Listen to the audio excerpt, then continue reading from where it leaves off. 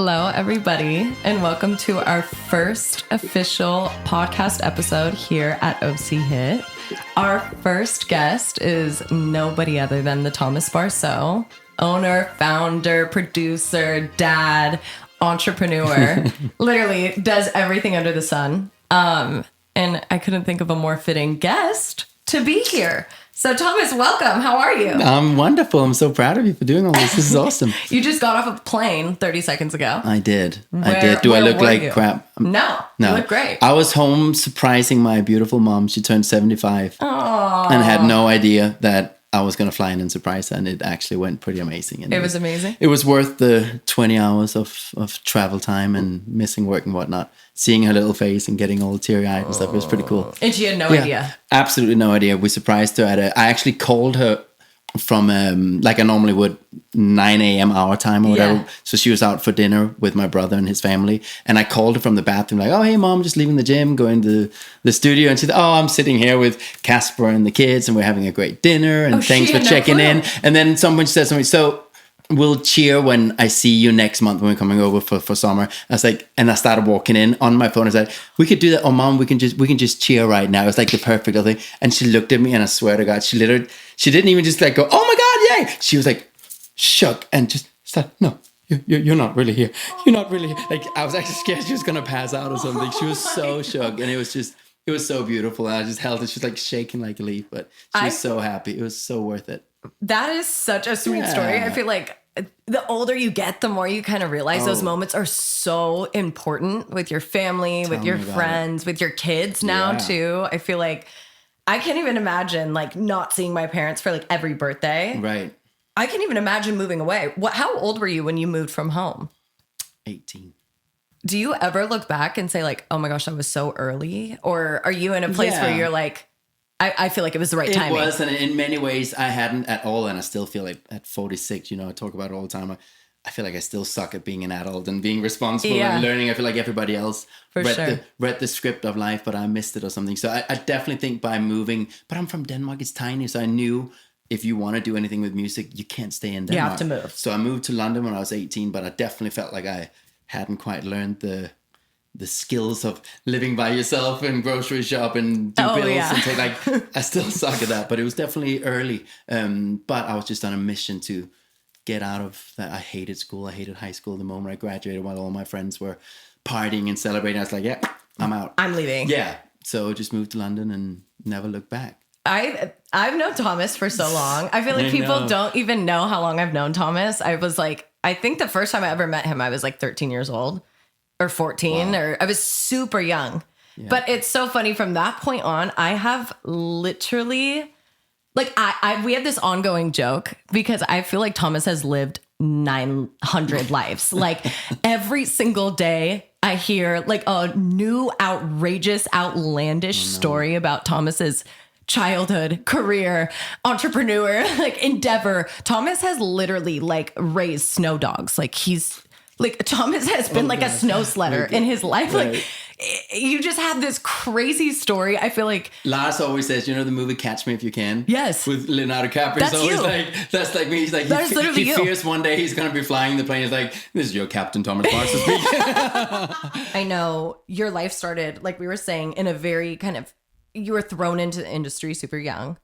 And for a lot of people that don't know, I feel like we never talk about it. Like Thomas in his life has sold over 2 million copies of songs. Like Thomas has been on tours. Thomas was fully famous. Like I feel like we don't ever think, like we never talk about this, but like you lived that lifestyle for years and then you transitioned into what? So like we started in that spotlight fame and you're like, thank God, like I made my dreams come true. This is all I've ever wanted. I moved, I'm traveling, I'm touring. Then what happens from there to OC? Like what is that middle ground? I feel like I never knew that in between. Right. Oh, it's such a great and big question because trust me, I never planned on, now I'm going to transition into becoming an entrepreneur and opening a company called OC. I had no idea. I had finished 2 out of 3 albums that I was contractually in agreement with. Okay. I was supposed to go out and do one more tour of Asia, which was where I kind of had my career for most parts at least. And I was just burned out. I was tired. I was done. I'd just been like on that train for so long, and also doing it in Southeast Asia in 17 different countries where you don't understand the language. Like, it's tiring. And I was just, you know, I'd met my ex at the time, just got married, just bought my house over here. I was desperate for stability and just having roots somewhere and knowing your neighbor and not just flying around everywhere. So I was tired, and I needed to, you know, just like you're the great director, you sit here and everything was about me and what photo, what song, what sound, and I was sick of myself. I was like, oh God, I can't listen to another fucking You're song. like, I don't even I care. can't look at another. I don't even want to hear the music. I was so like, it's so me, the whole thing, that I was like, so all I knew is like, I needed some time off. I needed to give back. And I said to my ex, like, I need, also, I just moved. I wasn't even legally allowed to work here yet. So while I was applying for my visas and all, I had like the most part of a year where I couldn't actually collect a paycheck anyway. So I thought, okay, I'm just going to use that to give back. So I went out to like local high schools and just like devoted my time for free and talk at career days, and went out and, you know, the music classes and talk about music education and what are we teaching kids now. And I realized very quickly that it's all very stagnant, and it's very much the same like they've been doing for 50 years. And I was like, okay, so we still got choir, cool, we get clarinet or flute or guitar. Like, there was no songwriting, there was no music production, there was no industry learning or understanding kind of the industry. We were. Yeah. So I met an amazing teacher, Keith Hancock, at Tesoro High School, who totally kind of understood what I was trying to convey. And I was talking about the importance of intellectual property and being a songwriter, not just a singer, because I know for my career, I made 90% of my money from the songwriting aspect rather than being an artist. Absolutely. So I ended up kind of borrowing his classroom to do like a mini songwriting camp in just 2 hours, and kind of took their crazy, cool, youthful 15, 16, 17-year-old ideas and paired up with my obviously experience and written thousands of songs. And I realized, whoa, this is super inspiring. And it was inspiring for them too, because they knew what they wanted to write about, but they didn't know how to actually turn it into a song. Absolutely. So I ended up getting a couple of those students. I offered them to come to my home studio at my house and kind of lay those ideas down. That turned into them telling a few friends. It felt like, I don't know if you've watched the movie Dead Poet Society, where it's like cap, no cap. And we had these weekly meetings that nobody really knew about. And it just kind of started organically growing. Yeah. And I felt myself getting super inspired again, writing about UFOs and first love and pets or stupid parents, whatever it was, but just seeing like, whoa, that was me long time ago. And like that love for writing, where it's not purposeful for selling records or try to live up to a first single that did great. Absolutely. And all that stuff that actually was taken off completely kills the essence of songwriting. Does that make sense? Absolutely. So all of a sudden I was like, whoa, I was back there again, but I know what I'm doing now, and I can actually genuinely help. And seeing their reactions of recording for the first time, getting their first song, seeing their parents cry every time. Yeah. I was like, whoa. So I started doing like songwriting camps out of my house, and would have like 30, 40 kids on a weekend just writing in bathtubs and living rooms and terraces, like all out throughout my house. That's amazing. And we would have like recitals for the parents. We would have like 100 people at the house. And I was like, whoa, this is so... And before I knew it, my year was kind of when I was supposed to go out on tour again and make another album. And I was like, I made a decision. This is what I'm meant to be doing at this stage of my life.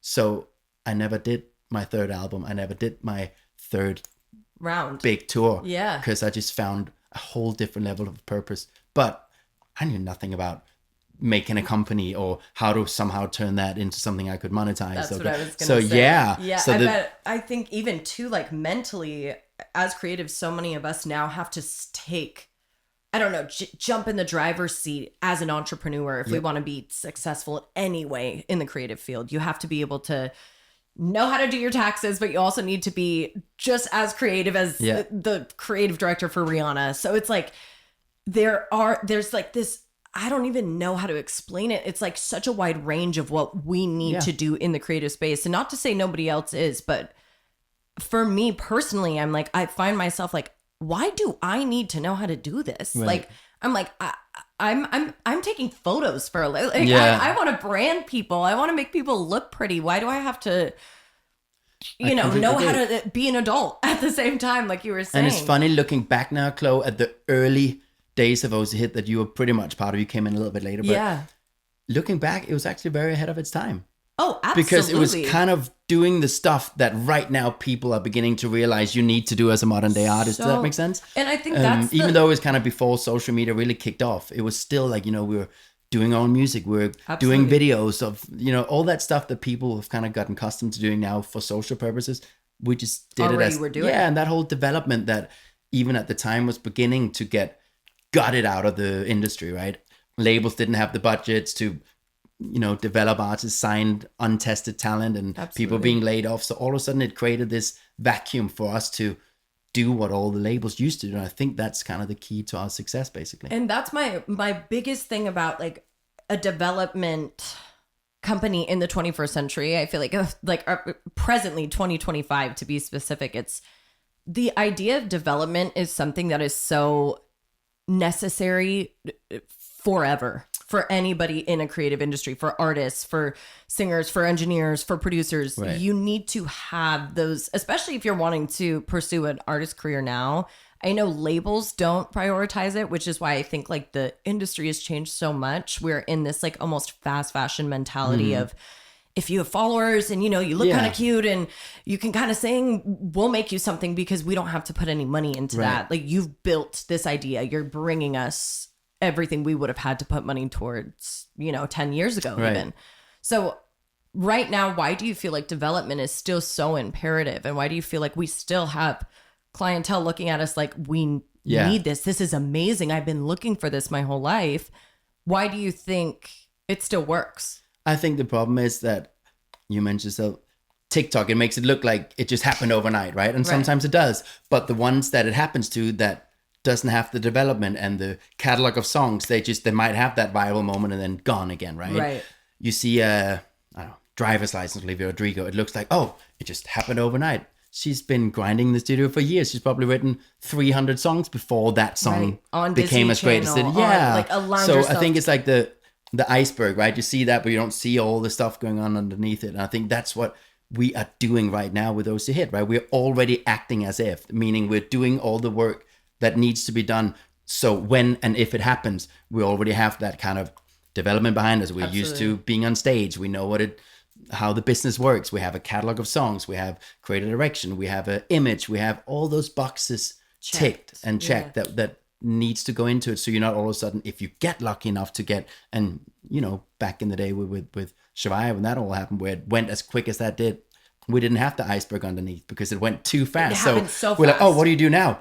I'm viral. I've got all these 3 million new followers, but we didn't have songs. We didn't have all that. None of it. Work ethic underneath it. Yeah. So then you're always chasing and then you always lose. So I learned so much from that, and I want to be over prepared.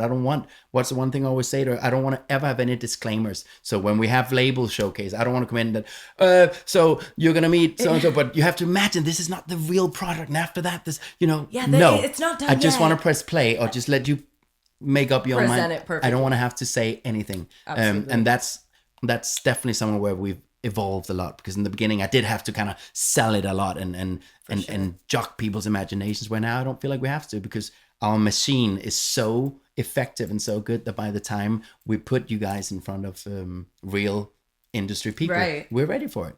Absolutely. And that's taken the best part of a decade to get to that point, but So when it comes to OC Hit, what is your vision? Like, what is your long-term goal? What are things that you're wanting to accomplish with OC Hit from here on out? I love that. I think originally, and still to this day, my vision was always to create a space and something I wish I'd had when I was you guys and I was starting out, meaning access to professional equipment, world-class producers, writers, creative directors, industry knowledge, building your, like, all this stuff, just having a safe place to be vulnerable and create and find a community and like-minded people in a tribe that, I always say how OC Hit is kind of like, we're all a bunch of misfits, meaning we come from all different walks of life. Most of us hated school and have struggled with all kinds of stuff in life, but then we come know how to do math and then we come together and we just turn into this beautiful dysfunctional family. So I think that was always kind of like my mantra, if you want, like, create something that I genuinely wish and I could have used when I was that.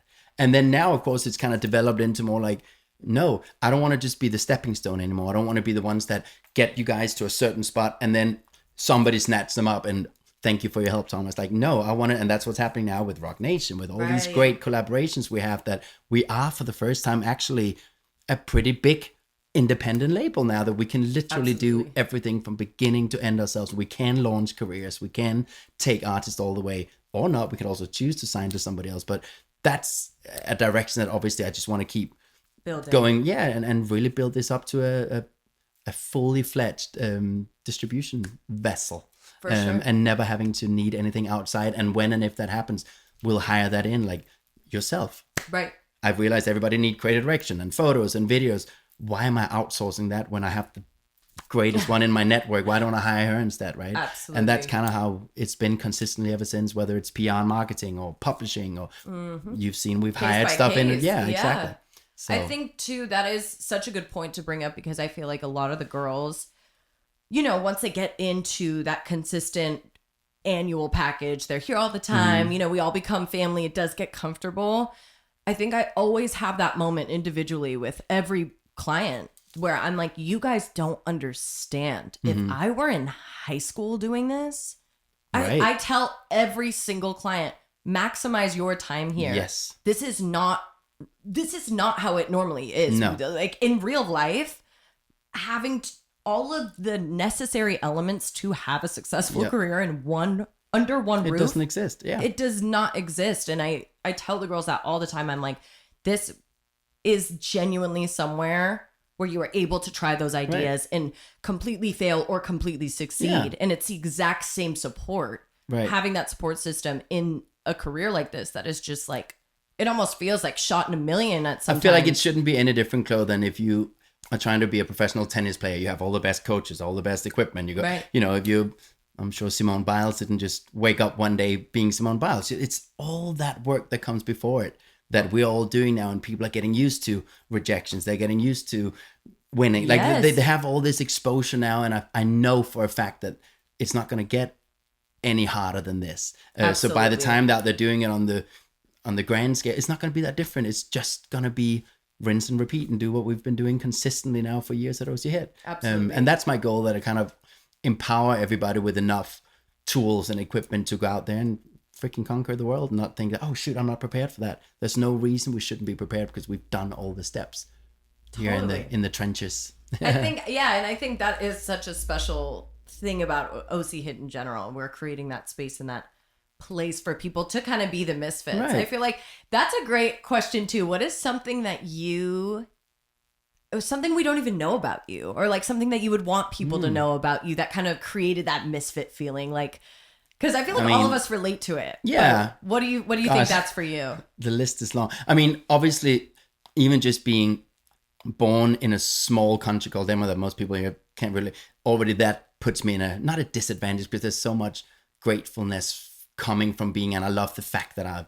I'm well traveled. I've seen I like all that, but it's still like uphill climbing when you've started from a place where there's only 5 million people in the whole country, right? It's crazy, But I think personally, my biggest obstacle or biggest thing that maybe most people don't know, if any, is that I've suffered with Tourette's syndrome my whole life, but didn't get diagnosed till I was 24. So literally nobody, my family, my teachers, nobody knew it. I was sitting there doing all my ticks and sound, all that stuff. Nobody knew what it was, and it was awful in the beginning of my career. Like, you know, people thought, oh, he's on drugs. Oh, he's like, why is he doing that? In my own family, like, stop doing those. Like, it's like, I can't control it. But nobody, till I became, as I said, early 20s, and somebody finally pointed out, like, oh, you got Tourette's. I was like, what? You got what? I never heard of that word. Yeah.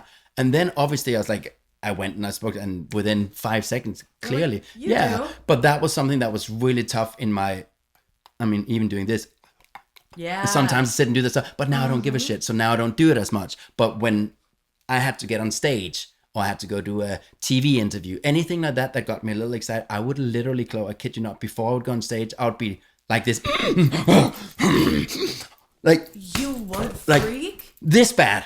Just to try and go in and hold my shit together for 3 or 4 months. Like, and I would come out afterwards from shooting, and it's from stage and do it all over again, but just hoping that I held it together for those 4 minutes. And it was like, it wasn't until kind of the end of my artist career where I was on live TV in Denmark. I was supposed to promote a single, something trivial. And I ended up, all of a sudden I had this moment, I was like, do you know what? Can we talk about something totally different?